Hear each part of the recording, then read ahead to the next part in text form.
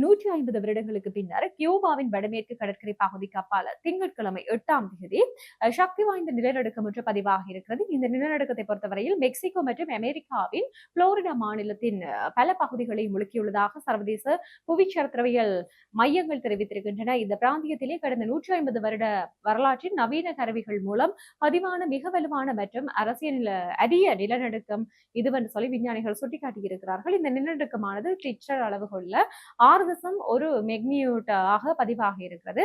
கடல் மட்டத்தில் வரும் 26 கிலோமீட்டர் என்ற ஆழமற்ற பகுதியில் இந்த நிலநடுக்கம் ஏற்பட்டிருக்கிறது.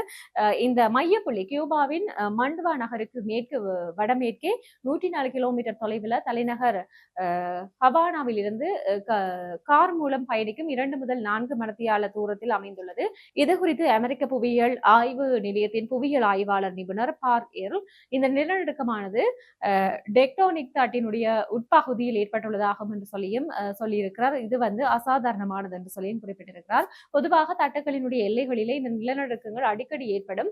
கடந்த 1980ஆம் ஆண்டுக்கு பிறகு இந்த நிலநடுக்கம் மையத்திலிருந்து 322 கிலோமீட்டர் சுற்றளவுக்கு இவ்வளவு வலுவான ஒரு நிலநடுக்கம் பதிவானது இல்லை என்று சொல்லி அவர் குறிப்பிட்டிருக்கிறார்.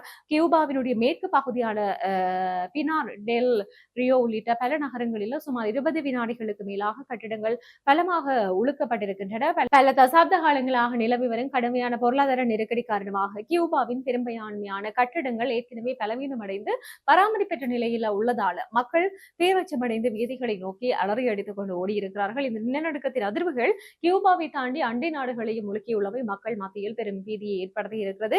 அமெரிக்காவினுடைய புளோரிடா மாநிலம் மியாமியில் உள்ள 28 மாடிகளை கொண்ட பிரதான அரசு நிர்வாக கட்டிடம் உள்ளிட்ட பல உயரமான கட்டிடங்கள் அவசரமாக வெளியேற்றப்பட்டதோடு அங்குள்ள அதிவேக மின்சார ரயில் சேவைகளும் தற்காலிகமாக நிறுத்தப்பட்டிருக்கின்றன.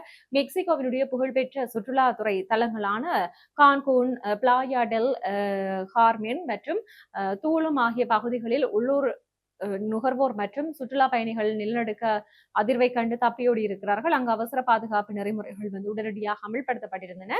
அதிர்ஷ்டவசமாக இந்த நிலநடுக்கத்தினால் பாரிய உயிர் சேதங்களோ இல்லை என்று சொல்லினால் பெரிய அளவிலான கட்டமைப்பு சேதங்களோ இதுவரையில பதிவாகவில்லை என்று சொல்லி அந்த நாட்டு ஊடகங்கள் உறுதிப்படுத்தி இருக்கின்றன.